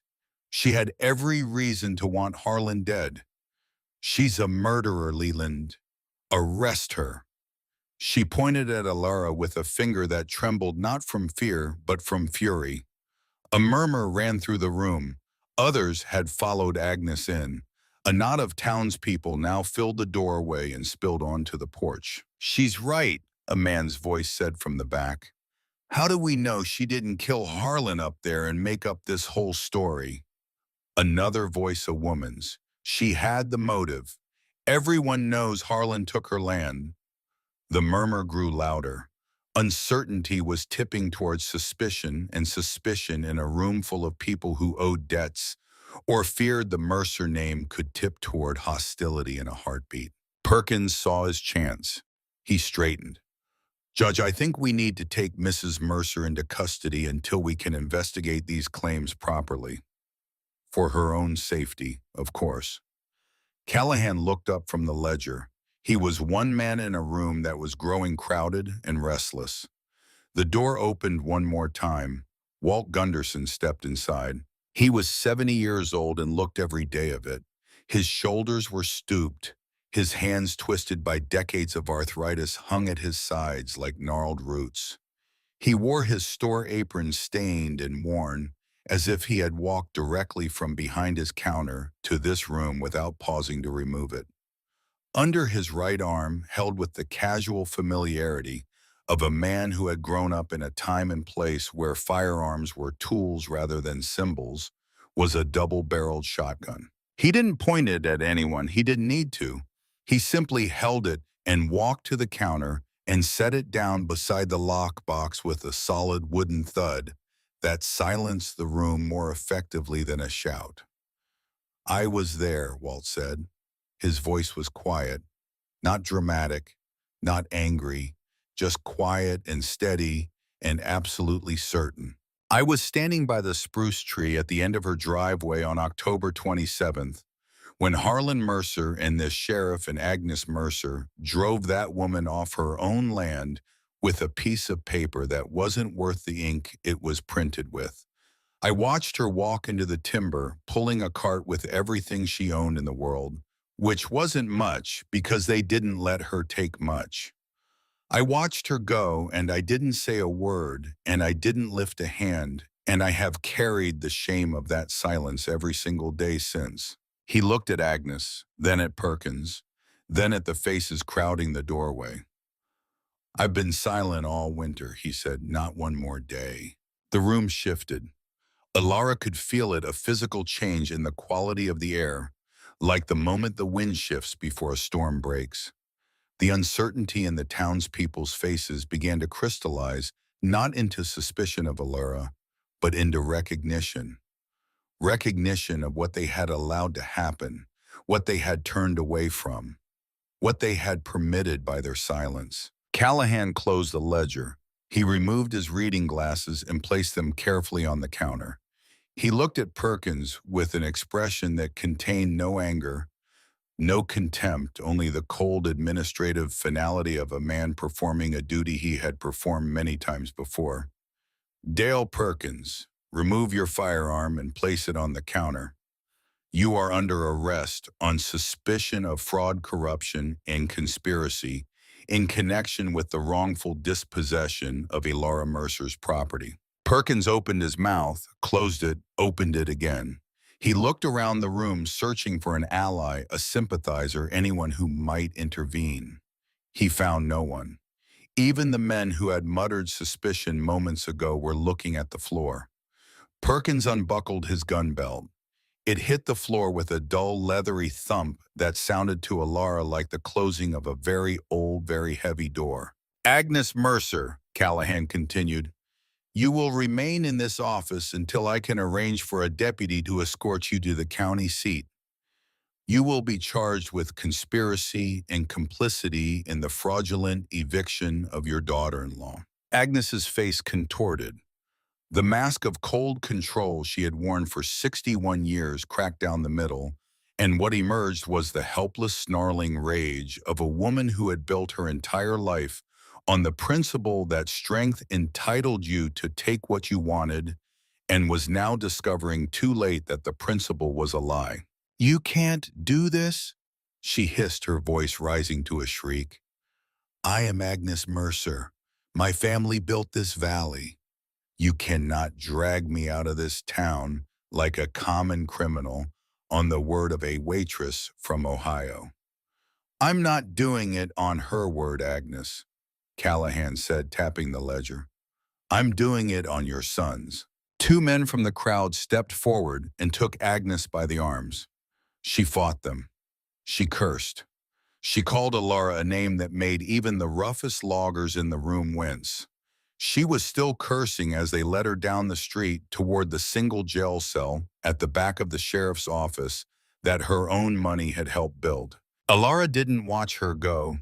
She stood at the counter with her hands flat on the worn wood surface and her head bowed and her eyes closed, and she breathed. Just breathed. The air in the post office was warm and smelled like coffee and wood smoke and ordinary life, and she breathed it in and let it fill the spaces inside her that had been empty for so long she had forgotten they existed. Callahan's voice reached her from a great distance. "Mrs. Mercer, Alara." She opened her eyes. The judge was standing beside her, his hat in his hands. Behind him, the room had emptied. Eddings was quietly picking up the scattered mail. Walt Gunderson sat by the stove, the shotgun across his knees, looking out the window at something only he could see.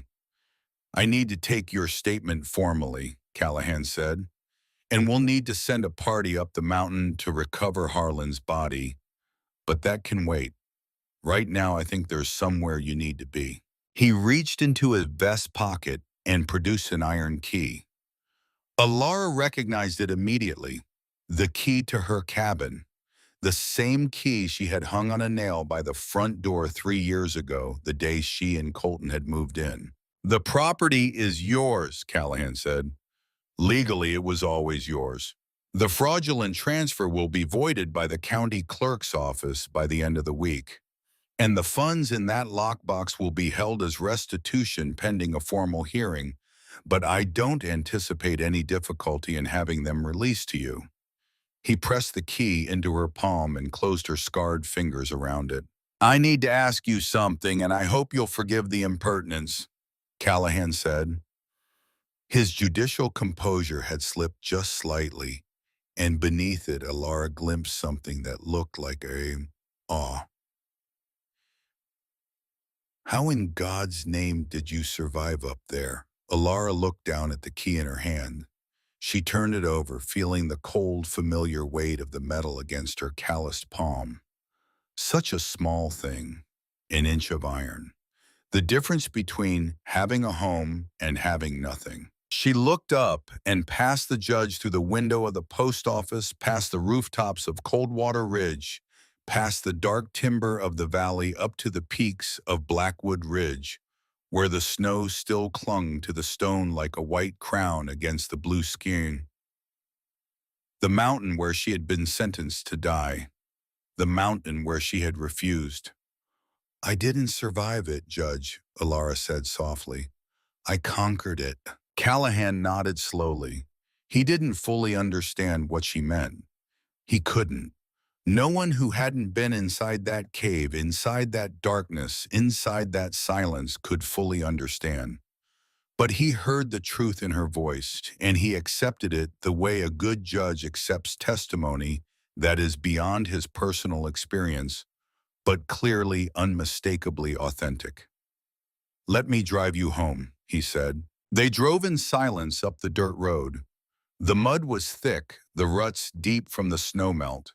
The truck rocked and swayed, and Alara held the lockbox on her lap and the key in her fist and watched the familiar landscape pass outside the window with the stunned, tender attention of a woman seeing something beloved for the first time after believing she would never see it again. The cabin appeared around the final bend in the driveway. It was exactly as she had left it. The porch, the stone chimney, the covered woodshed, the small window beside the door where she had hung curtains made from flour sack fabric because they couldn't afford real curtains, and she had thought that was important once in another life. The dark mound of Colton's grave was visible in the yard. The snow melted away the earth, loose and black and raw. The wooden cross she had made from 2 pieces of scrap lumber was still standing, tilted slightly by the frost heave, but standing. Callahan stopped the truck. Alara climbed out. She stood in the yard between the cabin and the grave, holding the key, and the spring wind came down off the mountain and stirred her matted hair and pressed Colton's coat against her thin frame, and the silence was enormous and clean. Callahan stayed in the truck. He understood with the instinct of a man who had spent his life in the presence of other people's most significant moments that this was not a moment for company. Alara walked to the grave first. She knelt beside the mound of earth and placed her palm flat against it the way she had done on the day of the burial 5 months and a lifetime ago. The ground was cold, but not frozen. Somewhere beneath her hand, the first earthworms of spring were beginning to move through the soil, beginning the slow, patient work of turning death back into life. "I came back, Colton," she said. Her voice was barely a whisper, meant only for the ground and the man beneath it and the wind that carried everything away eventually. I came back. She stayed there for a long time. The wind blew, the clouds moved across the sky.